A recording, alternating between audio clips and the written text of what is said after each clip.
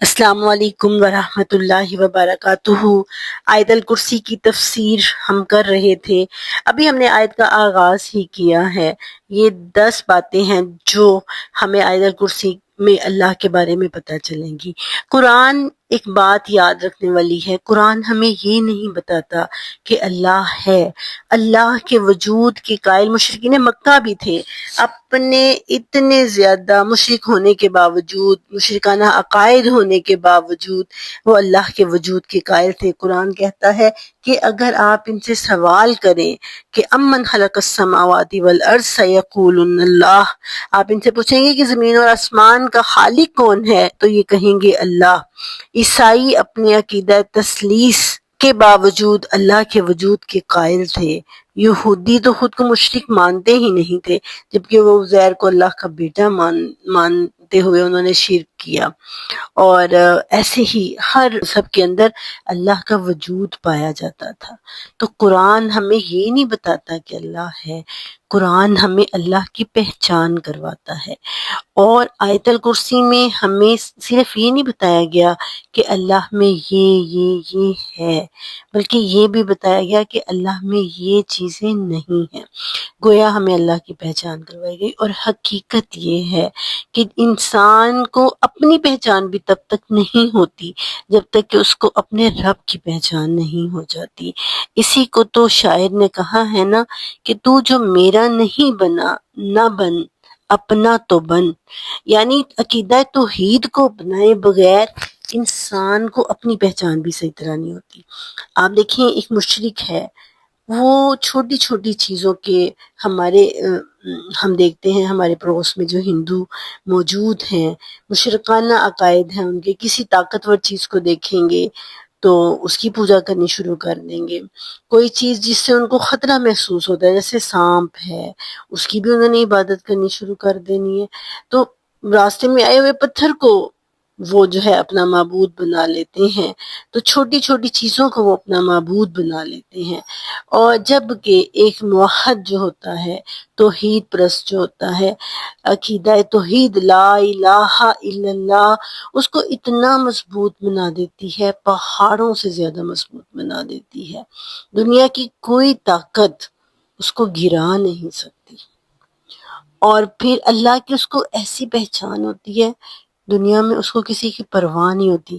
آج دیکھیں ہمیں سب کی پرواہ ہے، کوئی یہ کہہ دے گا، کوئی ہمیں یہ بات نہ کر دے، ہمیں دوسروں کو خوش کرنے کی فکر ہے، ہمیں ہر کسی کو خوش کرنے کی فکر ہوگی، اپنے سسرال والوں کو، جہاں بچوں کے رشتے کر رہے ہیں ان کو، دوسروں کے کو خوش کرنے کی فکر میں ہم گھلے جا رہے ہیں۔ اور اللہ کو خوش کرنے کی ہمیں کتنی فکر ہوتی ہے کہ ہاں بھائی اگر کبھی سال میں ایک دفعہ عمرہ کرنے کا موقع ملا تو اللہ کو خوش کر لیں گے، رمضان آئے گا روزے رکھ کے اللہ کو خوش کر لیں گے۔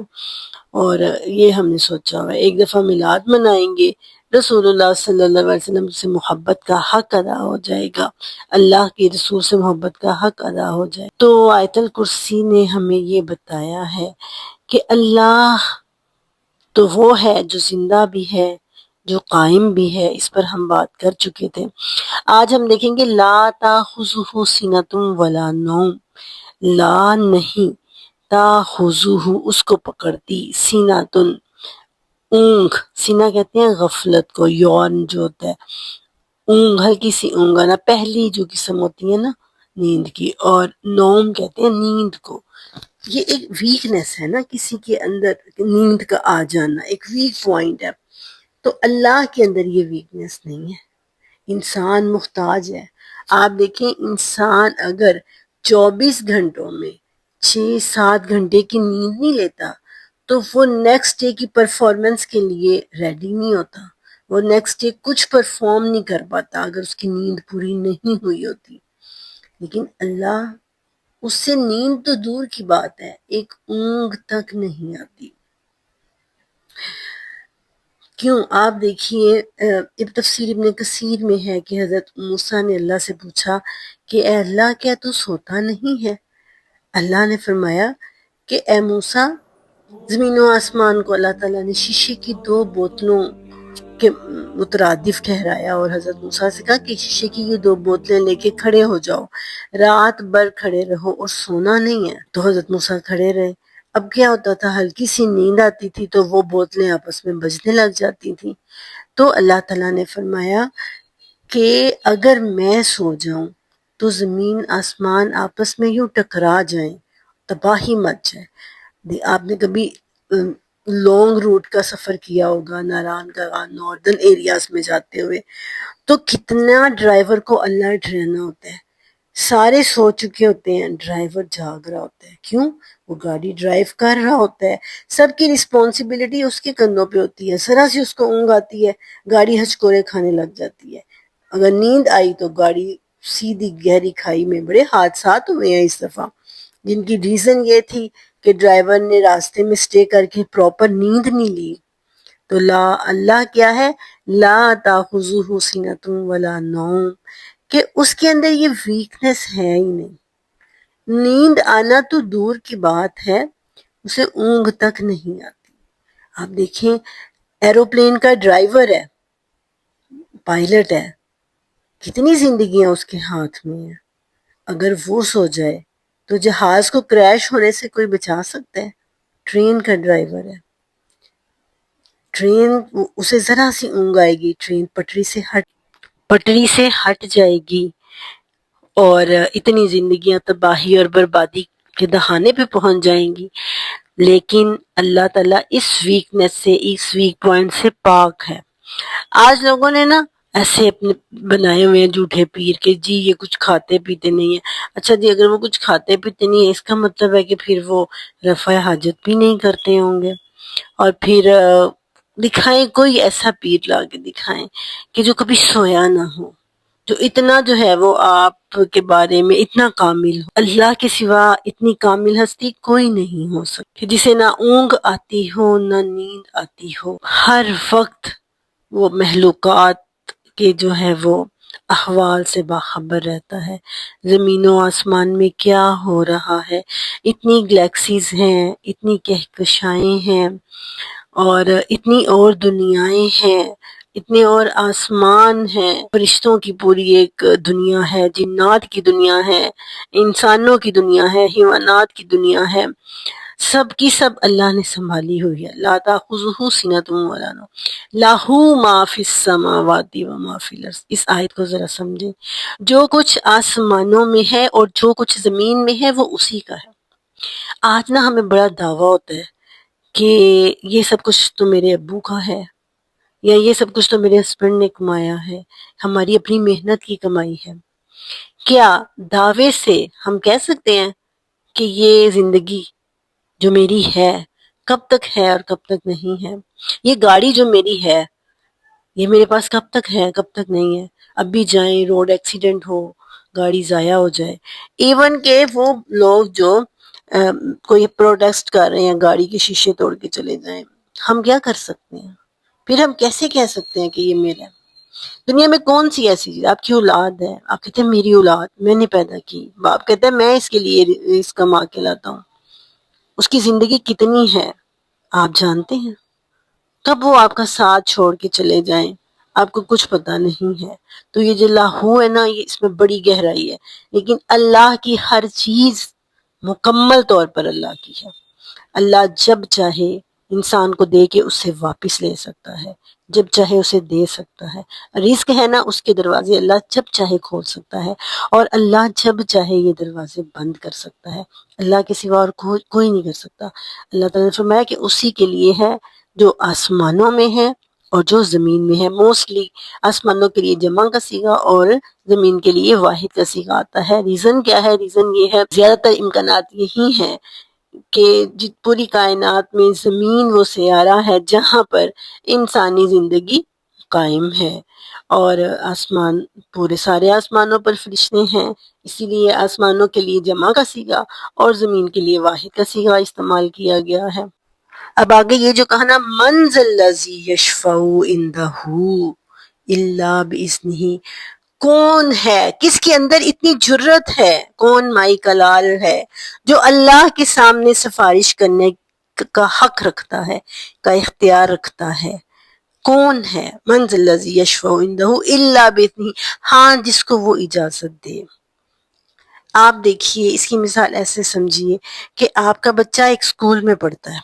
اب اس اسکول میں کیا ہے کہ ٹیچر جو ہے نا، اسکول کا جو پرنسپل ہے وہ صرف ٹیچر کی سفارش پہ بچے کی ابیلٹی نہیں دیکھے گا، بچے کے پیپر نہیں دیکھے گا، کسی ٹیچر کی سفارش پہ یا پیرنٹ کی سفارش پہ بچے کو پاس کر دے گا۔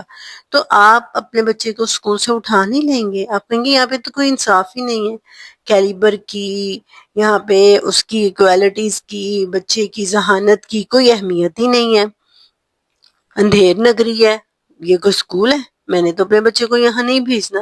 تو اللہ کیسے ایسی اندھیر نگری مچائے گا؟ ہاں، جو اعمال لے کر آئیں گے وہ اپنے اعمال کی بنا پر جنت میں جائیں گے۔ اسی لیے تو اللہ کے رسول نے فرمایا تھا نا اپنی پیاری بیٹی حضرت فاطمہ سے، اپنی بیوی حضرت عائشہ سے، قرآن پاک میں بھی آتا ہے کہ اپنے لیے عمل کر لو، میں کسی کے کام نہیں آؤں گا۔ ہاں، ایک شفاعت ثابت ہے، اور وہ کون سی شفاعت ہے؟ اس شفاعت کو شفاعت کبریٰ کہا جاتا ہے۔ قیامت کے دن کا دن ہوگا، سورج سوا نیزے پہ ہوگا، لوگ پریشان حال ہوں گے، حضرت ابراہیم علیہ السلام کے پاس جائیں گے، اللہ سے سفارش کر دیجئے کہ حساب شروع ہو جائے۔ حضرت ابراہیم کہیں گے میرے اندر اتنی جرت نہیں ہے، میں نے سے تو ایک جھوٹ بولا گیا تھا، میں اللہ کے سامنے کس منہ سے سفارش کروں گا؟ حضرت موسیٰ کے پاس جائیں گے، اے موسیٰ آپ کلیم اللہ ہیں، آپ اللہ کے پاس جائیے، اللہ سے سفارش کیجئے۔ حضرت موسیٰ کہیں گے میں نہیں کر سکتا، میرے سے تو ایک قتل ہو گیا تھا۔ پھر لوگ حضرت عیسیٰ کے پاس جائیں گے، حضرت عیسیٰ کہیں گے میں کس منہ سے اللہ کے پاس جاؤں، میری تو امت نے مجھے ہی اللہ کا بیٹا بنا دیا، تو میں اللہ کو کیا جواب دوں گا؟ اور پھر کیا ہوگا؟ سارے انبیاء کہیں گے کہ محمد صلی اللہ علیہ وسلم کے پاس جائیے۔ لوگ رسول اللہ صلی اللہ علیہ وسلم کے پاس آئیں گے اور آپ صلی اللہ علیہ وسلم سجدے میں گر جائیں گے۔ آپ صلی اللہ علیہ وسلم فرماتے ہیں کہ میں اللہ کی وہ حمد و ثنا بیان کروں گا جو اس دن ہی مجھے سکھائی جائے گی، اور وہ اللہ کی تعریفیں کروں گا جو کسی محلوق نے نہیں کی ہوں گی، جو مجھے اسی دن سکھائی جائیں گی۔ پھر جا کر لوگوں کا حساب شروع ہوگا۔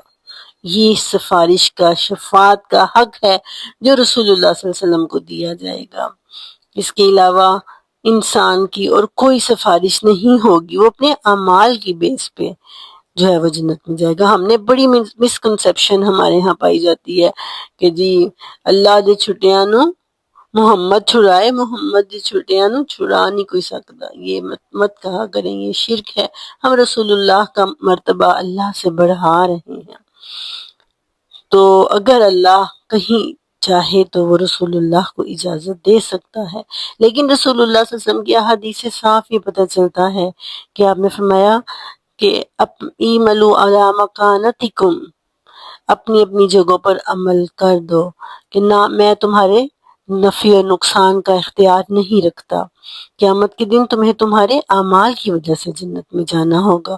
اور پھر جو آگے فرمایا یعلم ما بین ایدیہم وما خلفہم، بڑی پیاری بات ہے۔ وہ تو ٹھیک ہے اللہ کے پاس غیب کا علم ہے، لیکن یہاں پر یہ جو بتایا نا، یہ کہا کہ اگر رسول اللہ صلی اللہ علیہ وسلم کسی کی سفارش کرتے ہیں یا کوئی اور نبی اللہ کے پاس جا کے کسی بندے کی سفارش کرتا ہے کہ اللہ تعالیٰ یہ بڑا نیک تھا، یہ وہ یا آپ اس کو جو ہے وہ جنت میں بھیج دیں، تو اللہ کہے گا مجھے بتا رہے ہو؟ جس کے پاس سارے رجسٹر موجود ہیں، جس کے پاس ان کی ویڈیوز موجود ہیں، ری پلے کر کے بتا سکتا ہوں کہ کیا کیا یہ کرتے رہے ہیں۔ یعلم ما بین ایدیہم وما خلفہم، کیا انہوں نے آگے کما کر بھیجا اور کیا پیچھے، اللہ سب جانتا ہے۔ اسی لیے کوئی سفارش نہیں، کوئی کچھ نہیں، اپنے اپنے اعمال۔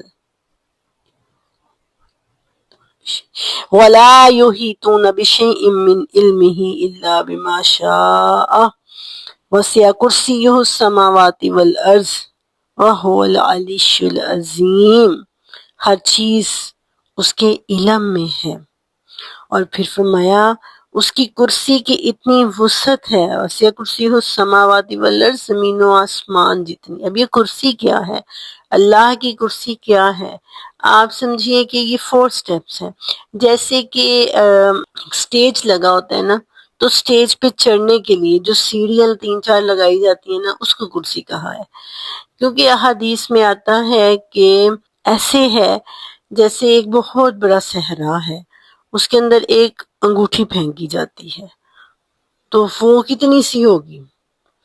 تو بالکل ایسے ہی اللہ کا عرش جو ہے نا، اس کے سامنے اللہ کی کرسی ایسے ہے جیسے کہ ایک بہت بڑے صحرا میں ایک انگوٹھی پھینک۔ تو یہ جو کرسی ہے، اس سے مراد یہ ہے کہ اللہ کے عرش تک جانے والی سیڑھیاں وہ اتنی وسیع ہیں، تو عرش کتنا وسیع ہوگا۔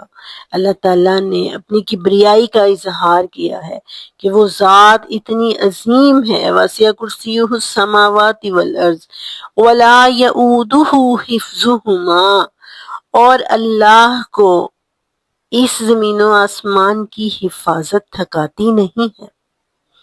وَهُوَ الْعَلِيُّ الْعَظِيمُ، وہ بلند ہے، وہ عظیم ہے۔ کبھی آپ نے دیکھی ہے نیچر کی ڈاکومنٹریز دیکھیں، کبھی آپ سمندروں کی ڈاکومنٹریز نکال کے دیکھیں، آپ کہکشاؤں کی ڈاکومنٹریز نکال کے دیکھیں، قدرت کے کوئی مناظر دیکھیں۔ آپ نے 20 سال پہلے دیکھے ہیں تو دوبارہ دیکھیں، کیا آپ کو کچھ پرانا لگتا ہے؟ کیا کبھی آپ کو یہ محسوس ہوگا کہ اس میں جیسے اس کا بنانے والا تھک گیا ہے، چیز پرانی ہو رہی ہے؟ نہیں، آپ جب بھی دیکھیں گے آپ حیران ہوں گے، آپ کی عقل حیرت زدہ ہو جائے گی۔ آپ جس کو کہتے ہیں نا حیرت کے سمندر میں غوطہ زن ہو جاتے ہیں، ایسی چیزیں سامنے آتی ہیں، کچھ بھی پرانا نہیں ہوتا، کچھ بھی آپ کو بور کرنے والا نہیں ہوتا۔ بس ضرورت اس چیز ہے کہ ہم اپنے اندر شوق پیدا کریں اللہ سے تعلق کا، اللہ کو پہچاننے کا کہ میرا رب کہاں کہاں۔ کل یوم ہوا فی شان، ہر دن وہ ایک نئی شان میں ہوتا ہے، ہر دن اس کا ایک نیا جلوہ ہوتا ہے۔ ہر جگہ پر، پہاڑوں پر جب برف باری ہوئی ہوتی ہے وہاں پر اللہ کا جلوہ دیکھیے، اور پھر جب برف باری پگھلتی ہے تو آپ پہاڑوں سے گرتی ہوئی آبشاروں میں، دریاؤں میں اللہ کے جلوے کو دیکھیے، لہلہاتے ہوئے ان درختوں پر جو پہاڑوں کی چوٹیوں پر ہیں، اور پھر جو زمین پر موجود کھیتوں میں درخت ہیں جو آسمان کو چھو رہے ہیں، ان میں اللہ تعالیٰ کی قدرت کے مظاہر کو دیکھیے۔ ہر مخلوق میں اللہ کی قدرت کے ایسے آپ کو مظاہر نظر آئیں گے، آپ ورطہ حیرت میں گم ہو جائیں گے۔ ٹائم نکال کے دیکھیں، اللہ کو پہچانیں۔ اور ہمارے پاس آج ہم بہت ٹائم لگا دیتے ہیں سوشل میڈیا پہ ریل سکرول کرنے میں، شارٹس دیکھنے میں، اور اگر آپ اللہ کی قدرت کی مناظر کی شارٹس دیکھنے شروع کریں گے تو ایسے آپ کے پاس مناظر آئیں گے کہ آپ دیکھیں حیران رہ جائیں گے، جو آپ کو اللہ کے قریب کرتے چلے جائیں گے، اللہ سے آپ کی محبت میں اضافہ کریں گے۔ تو آیت الکرسی اللہ سے آپ کی محبت میں اضافہ کرتی ہے، آپ کو اللہ کی پہچان بتاتی ہے کہ آپ کا رب کوئی عام رب نہیں ہے، اور جو پھر اس کا ہو جاتا ہے وہ بھی عام نہیں رہ جاتا، وہ بھی پھر عام نہیں رہ جاتا۔ اللہ سے دعا ہے کہ اللہ تعالی ہمیں اپنی ذات کی پہچان کرنے کی توفیق عطا فرمائے۔ آمین۔ وآخر دعوانا ان الحمد للہ رب العالمین۔